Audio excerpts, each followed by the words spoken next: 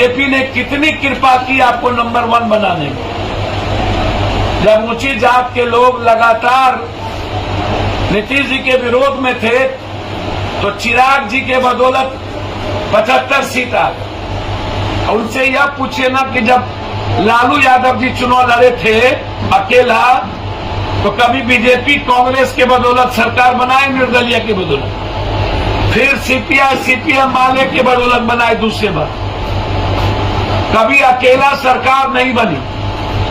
कांग्रेस जिसकी जरूरत पड़ी उसको साथ लिया। जब चौथे बार वो चुनाव लड़े तो 23 सीट पर सिमट गए। जब 5वें बार लोकसभा के चुनाव युवराज के नेतृत्व में लड़े तो 0 पर हो गए। 6ठे बार जब बीजेपी ने खंजर भोंका नीतीश के पीठ में और चिराग जी की असीम कृपा बीजेपी के हाथ से हुई तो ये 75 के हुए। तो अभी आ ही रहा है चुनाव। सवाल ये नहीं है, सवाल शहाबुद्दीन जी का जवाब देना चाहिए। एनआरसी में कहां गायब थे वो देना चाहिए। रामनवमी में, ईद में कहां थे देना चाहिए। अभी पर बोलना चाहिए। एनआरसी में कहां थे उस पर बोलना चाहिए। दिल्ली में घटना घटी कहां थे उस पर बोलना चाहिए। आरजेडी अब अकलियतों की जो है दुश्मन बन गई है, सियासत की अकलियत। सर कोई एक दिन से नहीं बनी। अख्तरुल इमाम जी को हाथ नया लगा होगा। सबसे बड़ा दुश्मन अकलियत का कोई है ये क्षेत्रीय पार्टी। अकलियत को यदि सही माने में नफरत खत्म करना है तो उन्हें कांग्रेस की ताकत बननी चाहिए। ये क्षेत्रीय पार्टी कभी भी, उससे ज्यादा तो नीतीश कुमार ने मुसलमानों के लिए जितना कर दिया उतना 7 जन्म में ये सोच नहीं सकते। मुसलमानों की संस्था, उसके कई सारी चीजों को आप देख लीजिए।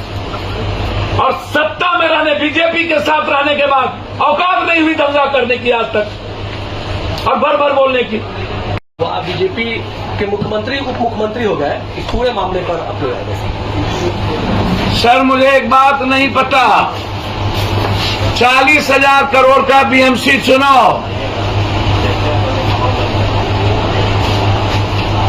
और अदानी जी का टोटल पैसा,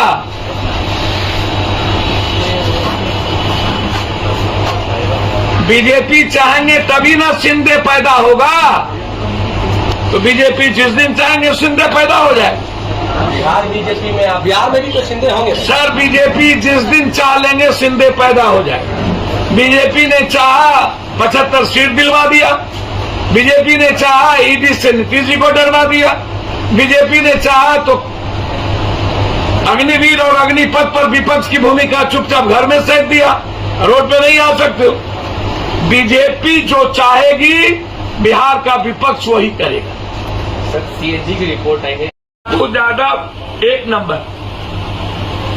मैं जानना चाहता हूं जो 1 नंबर वाले लोग हैं, इस शहाबुद्दीन जी के मरवाने में भूमिका क्या है? एनआरसी में कहां गायब थे?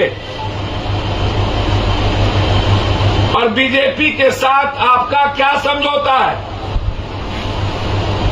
शरद पवार जी को ईडी का नोटिस, राउत को नोटिस, और ईडी और ने महंगी सरकार बनवा दी। जो 1 नंबर है उनके लिए बिहार का अपराध ये मुद्दा नहीं। हर सामाजिक इश्यूज पर वो 1 नंबर वाले गायब रहते हैं। चाहे रामनवमी का मामला हो, चाहे ईद के दिन का मामला हो, चाहे कोरोना में थूक फेंकने वाला मामला हो, चाहे बाकायदा प्रेस कॉन्फ्रेंस करके मुस्लिम संगठन तबलीगी जमात को बताया था कोरोना फैलाने में, मुस्लिम वायरस बताया गया था, इसे पूरे देश में नफरत पैदा की गई। सरकार बताएगी ना मौलाना साहब पर कार्रवाई अभी तक क्यों नहीं हुई? अगर दोषी नहीं था तो उनके नाम पर नफरत फैलाकर जो हजारों लोग मरे थे उस वक्त बम लिंचिंग हुआ था, फिर माफी क्यों नहीं मांगा?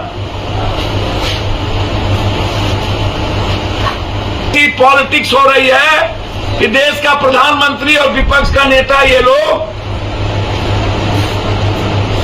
अपराधी और दंगाई की पहचान कपड़ों से की जाती है।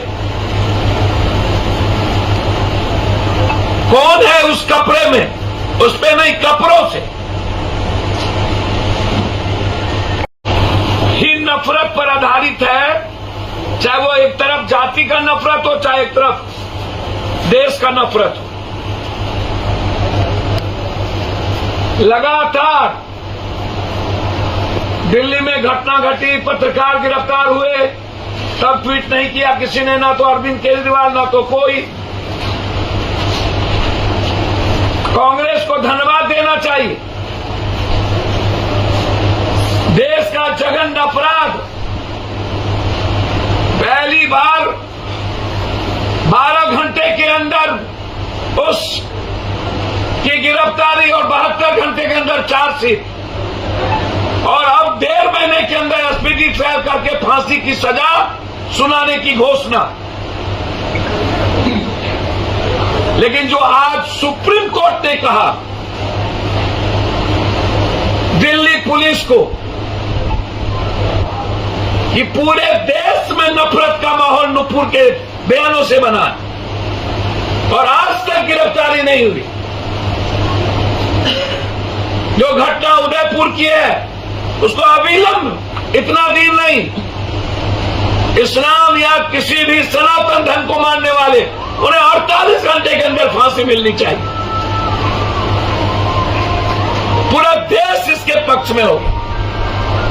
किसी नफरत के खिलाफ इस नफरत को जन्म नहीं दिया जा सकता। लेकिन लगातार देश में 10-10 लाख रुपया की घोषणा,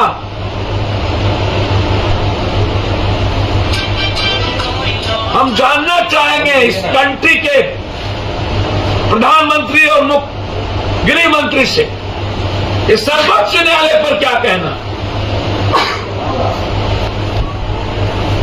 नफरत के अलावा इस कंट्री में दूसरी कोई बहस नहीं चल रही है, क्योंकि 2024 में चुनाव। तो सर्वोच्च न्यायालय ने यह बात कही कि अभी तक गिरफ्तारी क्यों नहीं। नफरत के खिलाफ पूरे देश के हर पार्टी को निंदा भी करनी चाहिए। खास तौर पर मुस्लिम सभी संगठन के लोगों ने इसकी कड़ी निंदा की है। देश के प्रधानमंत्री को देश की सुरक्षा के हित में नफरत को रोकने की अपील करनी चाहिए।